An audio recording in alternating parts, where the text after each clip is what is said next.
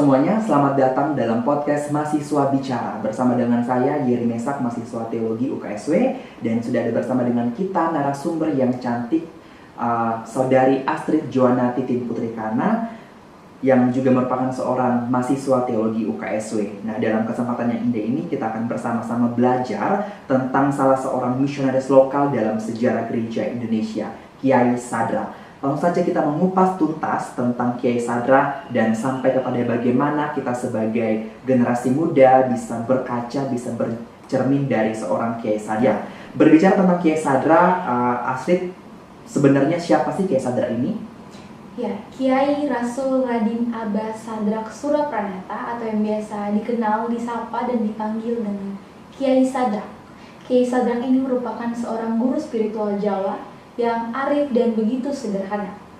Beliau pertama kali mengenal Kristus melalui kitab Yohanes pasal 11 ayat 25 yang berbunyi, "Akulah kebangkitan dan hidup.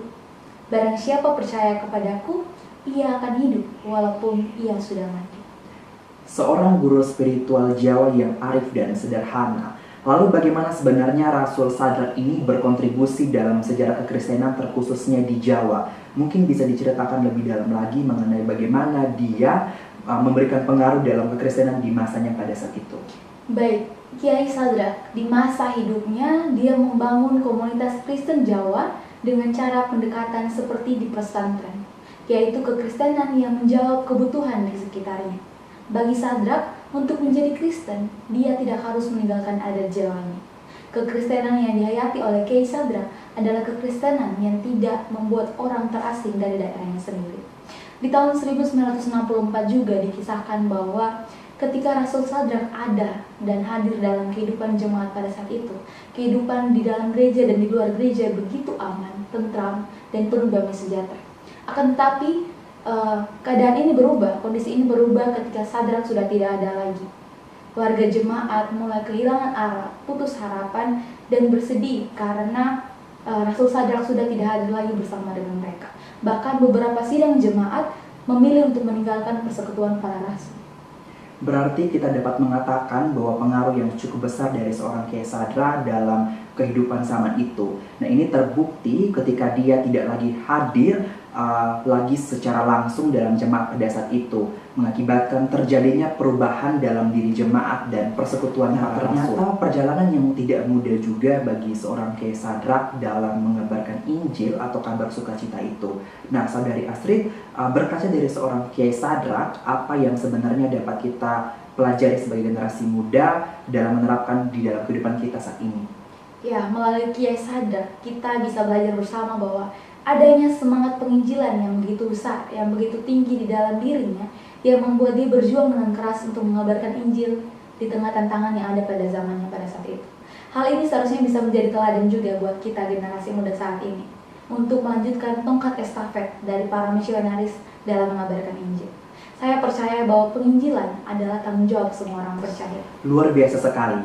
Benar bahwa penginjilan adalah tanggung jawab semua orang percaya. Di akhir pembicaraan kita hari ini, mungkin Saudari Astrid bisa memberikan langkah-langkah atau cara-cara bagaimana kita sebagai generasi muda bisa mempersiapkan diri untuk memberitakan Injil atau kabar sukacita dari Yesus Kristus di dalam kehidupan kita saat ini. Baik, sebagai generasi muda, memang benar bahwa kita harus mempersiapkan diri untuk bisa memberitakan Injil di tengah-tengah dunia ini. Kita bisa memulainya dengan yang pertama, membangun kehidupan spiritual yang baik.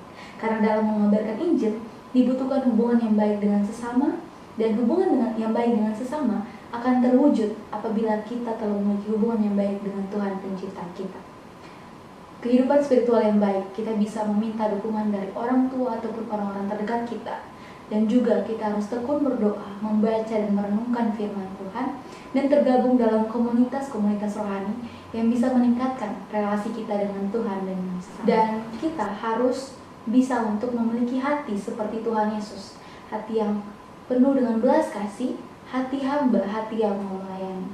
Dan yang tidak kalah penting, kita harus bisa menggunakan setiap kreativitas yang telah Tuhan berikan kepada kita, setiap talenta, untuk bagaimana kita memikirkan cara-cara agar kita dapat mengabarkan Injil di tengah-tengah dunia ini. Amin, luar biasa. Terima kasih banyak Saudari Astrid yang telah bersedia menjadi narasumber kita pada pagi hari ini. Di akhir kata, marilah bersama-sama kita belajar menjadi penginjil muda yang berkaca dari seorang Kiai Sadrak dan misionaris-misionaris lainnya yang dapat dengan kesadaran dan semangat penginjilan yang tinggi dalam diri, membuat mereka berjuang keras untuk mengabarkan Injil atau kabar sukacita di tengah tantangan zaman pada saat ini. Kita muda, kita bisa, mari berjuang bersama. Tuhan Yesus memberkati kita. Shalom.